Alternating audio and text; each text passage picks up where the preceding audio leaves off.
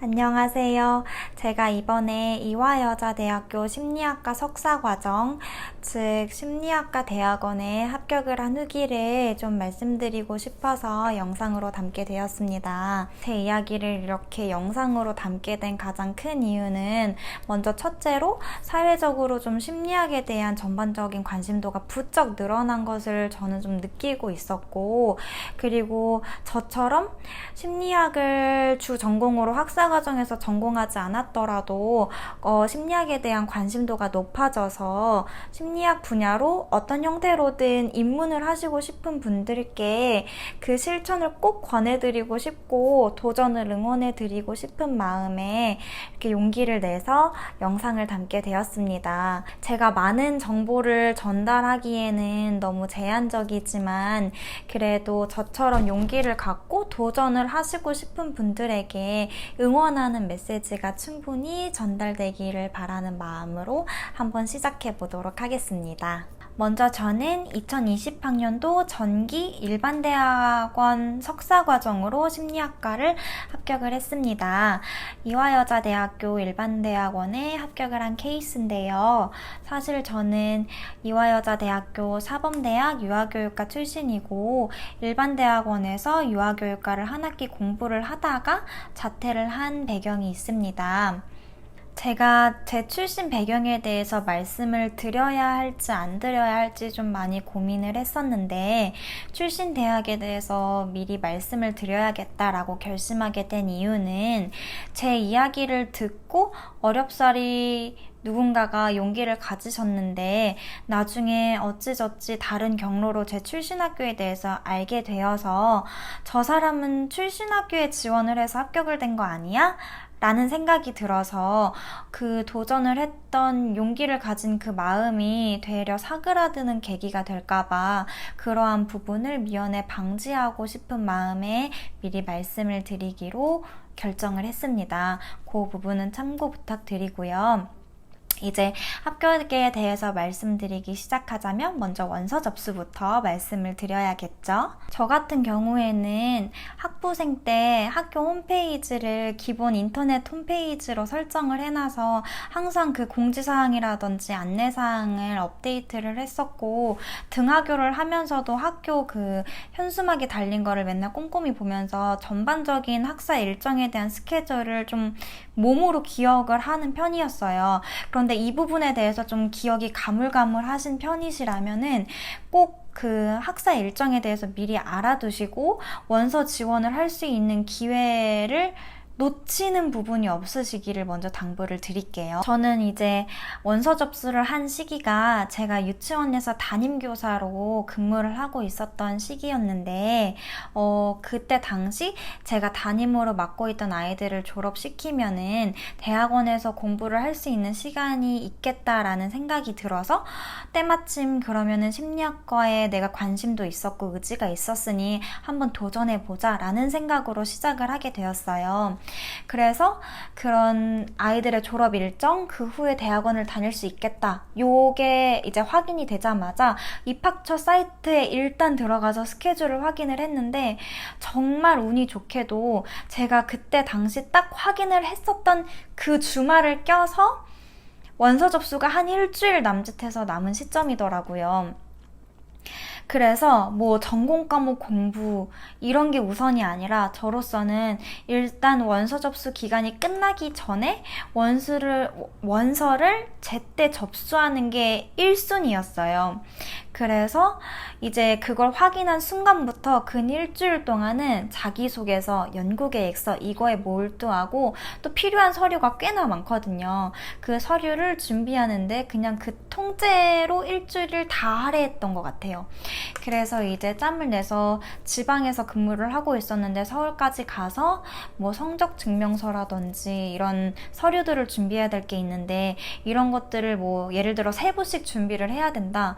그럼 저는 저는 막 6부씩 일부러 뽑아서 더 준비를 해놓고 혹시 몰라서 복사, 스캔까지 다 해놓은 상태였어요. 그래서 어떤 일을 준비를 하실 때라도 이렇게 서류적인 부분에서 혹시 모자랄 수 있는 부분을 미연에 방지하실 수 있도록 조금은 더 넉넉하게 준비하시길 말씀드리고 싶고, 가능하다면 스캔까지 미리 해놓는 게 좋지 않을까라고 말씀을 드려요. 여담이지만 스캔을 해놓으면 사실상 나중에 다른 근무지에서라도 그 부분이 필요할 수 있는데 좀 손쉽게 찾을 수 있는 부분이 있기 때문에 저 같은 경우에는 꼭 그런 것들이 있으면 스캔을 해두는 편이에요. 그것도 참고해주세요. 그래서 저는 일주일 동안 자기소개서랑 연구계획서 그리고 기타 서류들에 대해서 철저하게 준비를 했는데, 연구계획서 질문 목차로는 1번 진학의 동기, 그리고 2번 전공 분야에 대한 연구 계획, 그리고 3번 졸업 후 희망, 그리고 4번 기타, 이렇게 나뉘어져 있었습니다.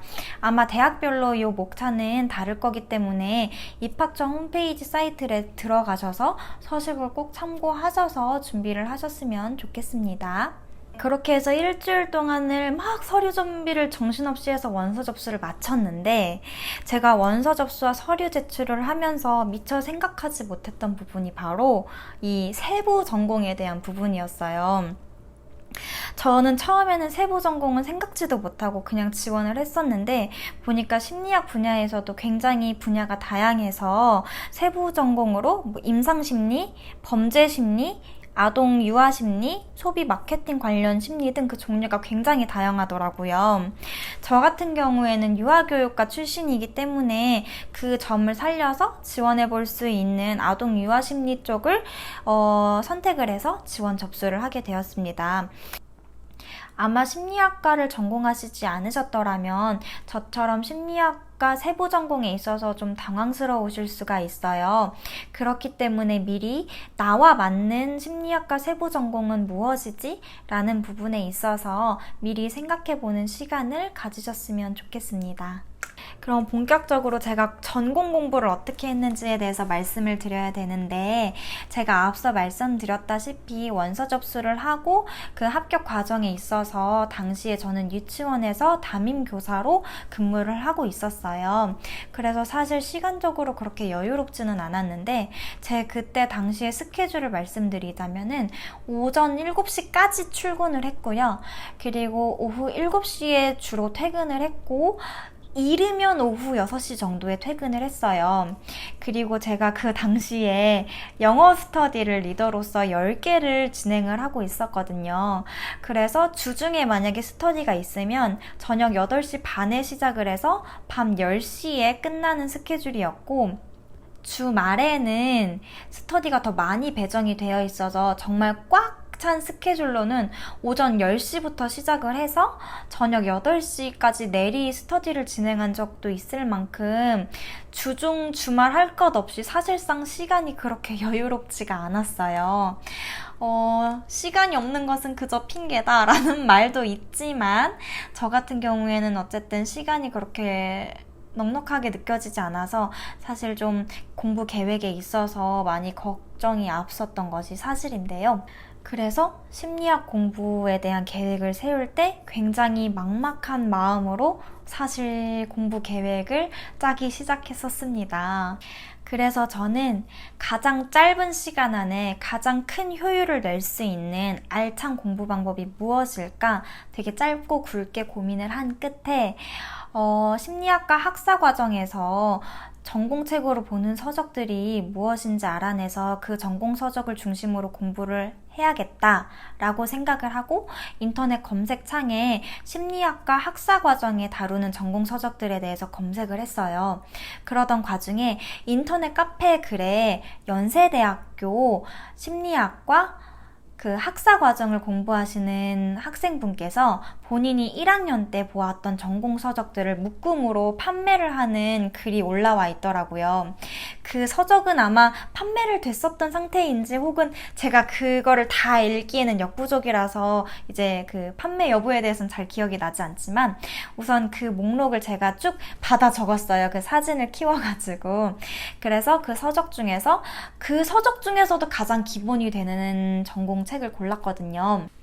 제가 그래서 심리학과 도서를 한 4권 정도를 구입을 했는데 그 중에서도 또 가장 비중 있게 다룬 전공책은 마이어스의 심리학 개론이라는 책이었어요. 그래서 이제 책들을 어떻게 공부했냐 하면 우선 1회독을 정말 정독을 했고 2회독을 할 때는 딱 봐도 중요해 보이는 부분을 표시를 하면서 읽었고 그 표시한 내용을 바탕으로 정리한 것을 제 음성으로 직접 녹음을 했어요.